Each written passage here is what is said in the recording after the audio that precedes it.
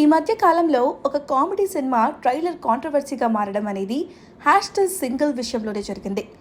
అలా ట్రైలర్తో మొదలుపెట్టి మెల్లగా బస్ పెంచుకుంటూ వచ్చిన హ్యాష్‌ట్యాగ్ సింగిల్ ఈరోజు థియేటర్లోకి వచ్చేసింది. మరి ఈ సినిమా ఎలా ఉంది అనేది ఇప్పుడు చూద్దాం.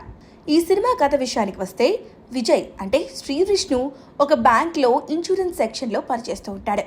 తన స్నేహితుడు అరవింద్ వెన్నెల కిషోర్తో సింగిల్ లైఫ్ గడుపుతూ ఉంటాడు. అయితే మెట్రోలో చూసిన పూర్వ అంటే కీతికా శర్మను మొదటి చూపులోనే ప్రేమిస్తాడు. ఆమెకు నేరుగా ప్రపోజ్ చేస్తే ఎక్కడ కాదంటుందో అనే భయంతో ఆమె పనిచేసే కార్ షోరూమ్కి కారు కొనే వంకతో వెళ్ళి పరిచయం పెంచుకొని ఆమెకు ప్రపోజ్ చేయగా ఆమె అది మోసం అని ఫీల్ అయ్యి రిజెక్ట్ చేస్తుంది. మరోపక్క అనుకోకుండా కలిసిన హరిణి అంటే ఇవానా విజయ్పై తన ప్రేమను వ్యక్తం చేస్తుంది.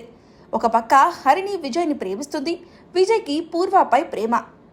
ఇలా ట్రయాంగిల్ లవ్ స్టోరీగా సాగిన ఈ కథ ఏమైంది, మన సింగిల్ ఎవరితో మింగిల్ అయ్యాడు అనేది మిగతా కథ. ఈ మధ్య సినిమాలు హిట్ అవ్వాలంటే కథ కంపల్సరీ అనే రూల్ పూర్తిగా పక్కకు వెళ్ళిపోయింది. లేటెస్ట్ బ్లాక్ బస్టర్స్ అదే విషయాన్ని ప్రూవ్ చేశాయి కూడా. హ్యాష్‌ట్యాగ్ సింగిల్ కూడా అదే ఫార్ములా ఫాలో అయిన సినిమా. ఈ సినిమా మొదలైనప్పుడు మెల్లగా స్టార్ట్ అయినా ఒక్కసారి కురుక్కున్నాక మాత్రం ఫుల్ లెంత్ కామెడీతో నడుస్తుంది. కథ అనే ఎలిమెంట్ని పక్కన పెట్టి సీన్స్ని శ్రీ విష్ణు కామెడీ టైమింగ్ని మాత్రమే దృష్టిలో పెట్టుకున్న రైటర్స్ పంచులు పేర్చుకుంటూ వెళ్ళిపోయారు. మామూలుగా ఏదైనా సినిమాలో ఒక 10 వన్ లైనర్స్ రాయాలంటేనే కష్టం, కానీ ఈ సినిమాలో 10ల కొద్దీ వన్ లైనర్స్ వాడారు. ప్రతి సీన్ ఏదో ఒక విధంగా పే ఆఫ్ అయ్యింది. ఫస్ట్ హాఫ్ చాలా ఫాస్ట్గా ఉన్న కొద్ది కథను నడిపిస్తూ ఫుల్గా నవ్విస్తూ ఇంటర్వెల్ వేశారు. కానీ సెకండ్ హాఫ్లో రాజేంద్ర ప్రసాద్ని సడన్గా తీసుకొచ్చి ఈ సినిమాకి ఎమోషనల్ టచ్ అద్దే ప్రయత్నం చేశారు.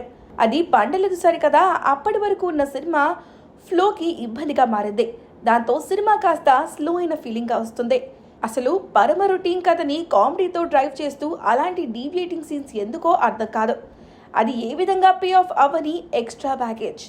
అయితే ఇంతకు ముందు చెప్పుకున్నట్లు ఈ నాన్ స్టాప్ కామెడీ అనేది సినిమాకు ఒక రకమైన మైనస్గా కూడా మారింది. ప్రేక్షకుడికి కామెడీ అర్థమయ్యి ఆస్వాదించే స్పేస్ కూడా ఉండాలి, కానీ ఈ సినిమాలో అది మిస్ అయ్యింది. రైటర్స్ ఏం రాశారో తెలియదు, కానీ డైలాగ్స్ మాత్రం అస్సలు రాసినట్లు కాకుండా అక్కడున్న సిచ్యువేషన్కి అద్దినట్లు సరిపోయాయి.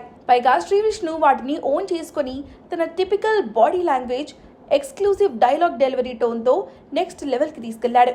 ఇక వెన్నెల కిషోర్ని సినిమాలోనే చాలాసార్లు side kick, full length side character అన్నారు, కానీ ఈ సినిమాకు అతను మరొక హీరో. హీరోయిన్స్తో కూడా హక్స్ తప్ప మిగతా అన్ని విషయాల్లో కూడా శ్రీ విష్ణుతో పోటీ పడ్డాడు. అతనే లేకపోతే ఈ సినిమా ఎండిపోయిన పూలతో డెకరేషన్ చేసిన కళ్యాణ మండపంలా ఉండేది. వెన్నెల కిషోర్ని కరెక్ట్గా వాడుకుంటే సినిమాని నిలబెట్టేస్తాడు. ఆ సత్యాన్ని ఈ మధ్య మళ్ళీ గుర్తు చేసినట్లున్నాడు దర్శక రచయితలు. వెన్నెల కిషోర్ ఆన్ డ్యూటీ అనిపించారు. ఈ సినిమాలో ఇద్దరు హీరోయిన్స్ ఉన్నా శ్రీ విష్ణుకి వాళ్ళతో కెమిస్ట్రీ కంటే వెన్నెల కిషోర్తో కెమిస్ట్రీ బాగా పండిందే. హీరోయిన్ ఇవానా, కేతిక ఇద్దరు కూడా క్యూట్గా కనిపించారు. నటించే స్కోప్ పెద్దగా లేదు కాబట్టి వాళ్ళ వంతు వచ్చినప్పుడు బాగానే చేశారు. ఇక వీటీవీ గణేష్ తన వంతు కాంట్రిబ్యూట్ చేస్తే చాలా కాలం తర్వాత కనిపించిన ప్రభాస్ శ్రీను కామెడీ పండించడంలో ఒక చెయ్యి వేశాడు. సినిమాటోగ్రఫీ ఆకట్టుకుంది, మ్యూజిక్ బాగుంది, కానీ విశాల్ చంద్రశేఖర్ రేంజ్ అయితే కాదు. నిర్మాణ విలువలకు వంక పెట్టలేం, సినిమాకి తగ్గట్టు ఖర్చు చేశారు. ట్రైలర్ని పట్టించుకోకుండా ఎలాంటి అంచనాలు లేకుండా వెళితే బాగా నవ్వించే ఒక ఫన్ బ్లాస్టర్ ఎంటర్టైనర్ ఈ హ్యాష్‌ట్యాగ్ సింగిల్. ఈ సినిమా క్లైమాక్స్లో చిన్న ట్విస్ట్ ఇచ్చి సింగిల్ 2 అనే సీక్వెల్ వస్తుంది అన్నారు. ఇది వర్కౌట్ అయింది కాబట్టి త్వరలో మరొక నవ్వుల ఫీజ్ చూసే అవకాశం ఉండవచ్చు. ఈ సినిమాకి మా రేటింగ్ 3/5.